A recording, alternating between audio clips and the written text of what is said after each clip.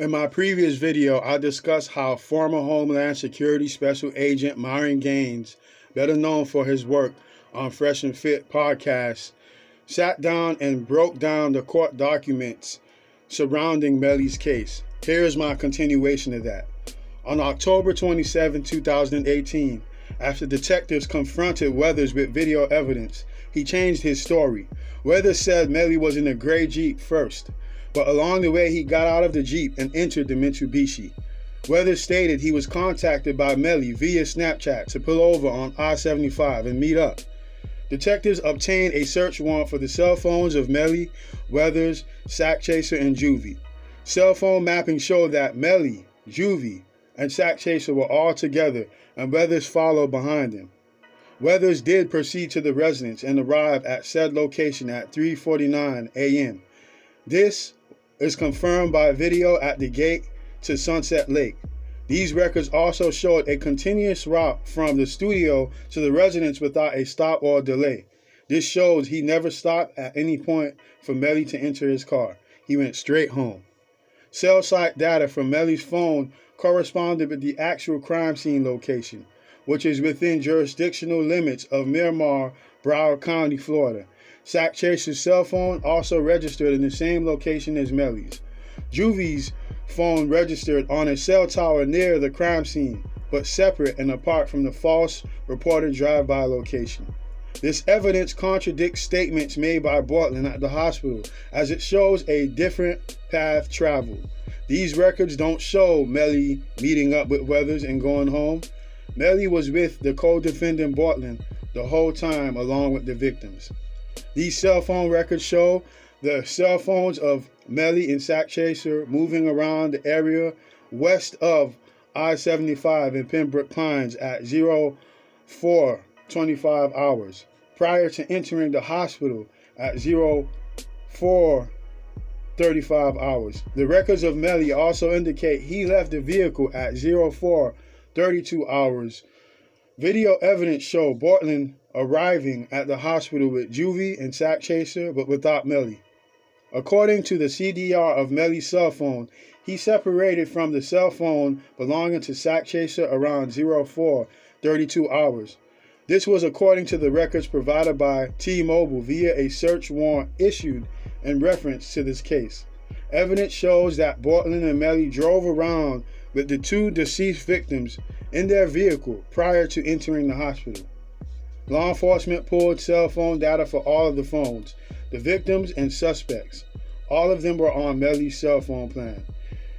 This helped to establish that Melly was in the vehicle all along.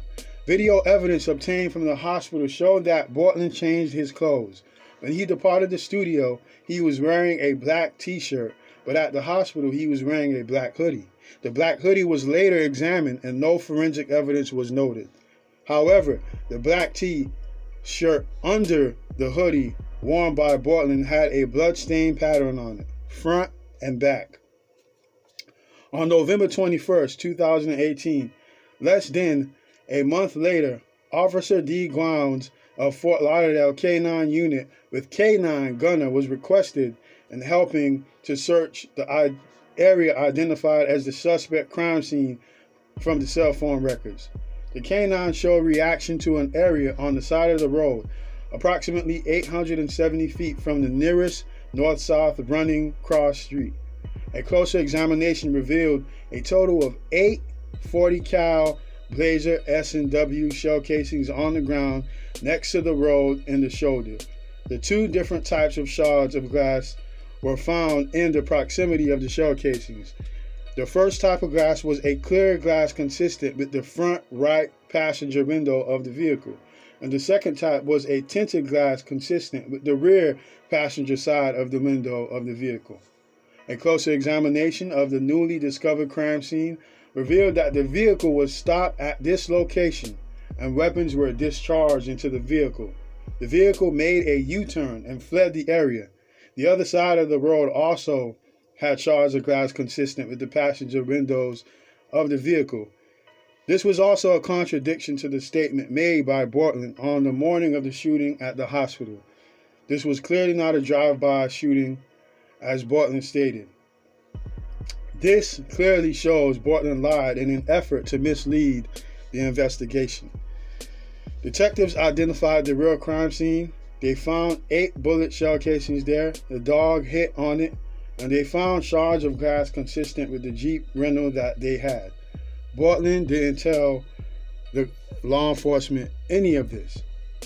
So the 8 shell casings that they found in the newly discovered crime scene area match the bullet that was found inside of the car on the left side where Melly sat. Then you also have the blood splatter that was on Portland's black t-shirt. Then, according to the cell phone records, they show that where Portland said their drive-by shooting happened, the cell phone says, no, you were not in that direction. We were here in this direction. So, with that being said, information doesn't lie. That's all I have to say about it. Information doesn't lie. The cell phone data clearly shows where they were at and what they were doing at the time where they were at. They were in a remote area. And you know what?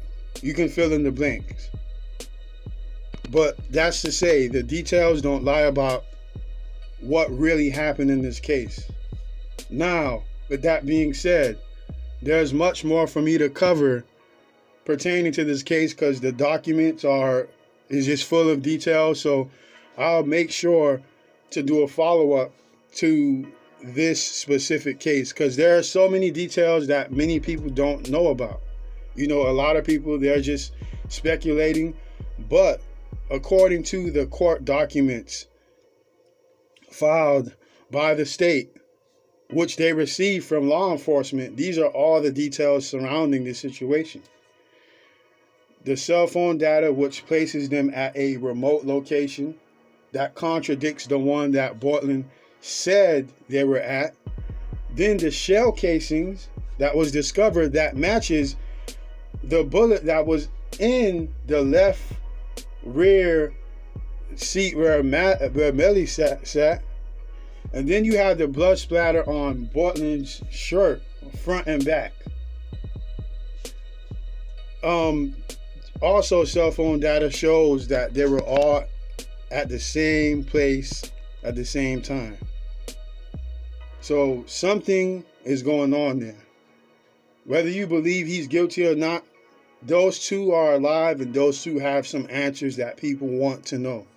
Whether or not they come forward and say what really happens is to be seen. But at this point, these are the facts that have been reported.